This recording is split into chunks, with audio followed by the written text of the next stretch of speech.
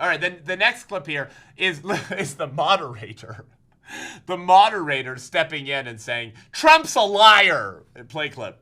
There is no state in this country where it is legal to kill a baby after it's born. Yeah, thank you, you hack job, ABC News. Okay, so we have to unpack this, okay?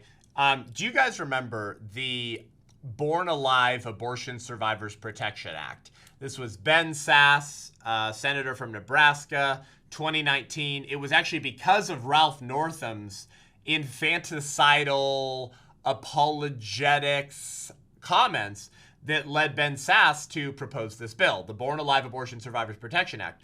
And all it said was, it was going to be a federal bill, of course, is that if a baby was born alive in the process of a failed botched abortion, then the baby had to be cared for, loved. If it was at an abortion center, then the baby would need to be transferred to a hospital and be given the same level of medical attention and care as any other baby would receive born at the same gestational age.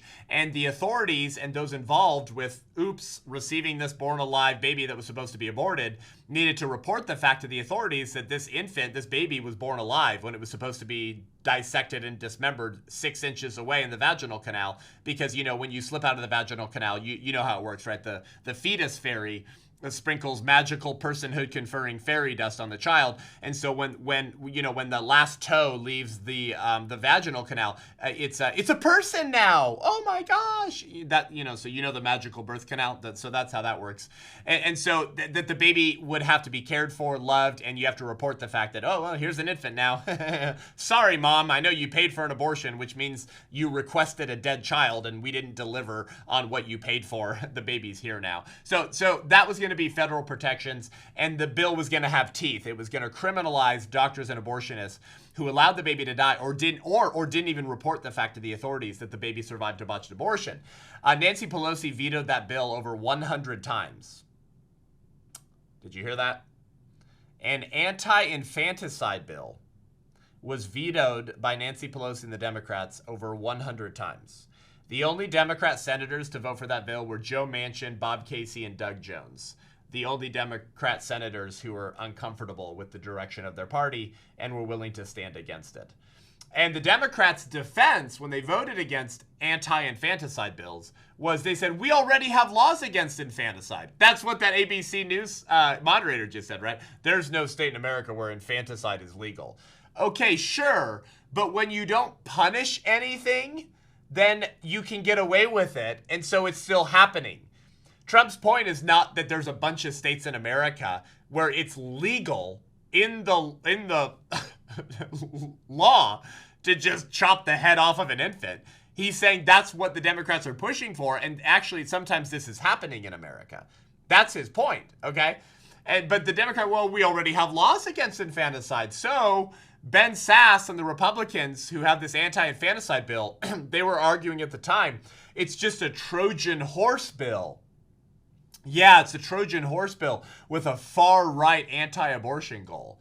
Alexandra DeSantis at National Review made a great point at the time. She said, in fact, there is no existing federal law that requires doctors to provide medical care for infants who survive an abortion procedure. Did you guys know that?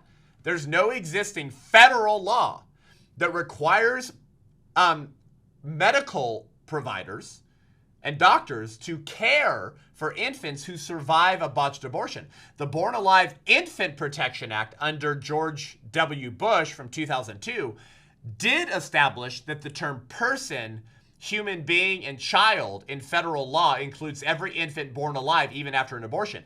But the 2002 Born Alive Infant Protection Act instituted no penalties, listen to this, no penalties for physicians who neglect to care for such infants. DeSantis makes the point that as of 2014, only 26 states mandated care for infants born alive after an attempted abortion. And state laws, as we know, can and do change, like in New York with the Reproductive Health Act, where they changed the penal code to remove any form of acknowledgement in the law that the unborn child could be a person or could warrant protections in our laws.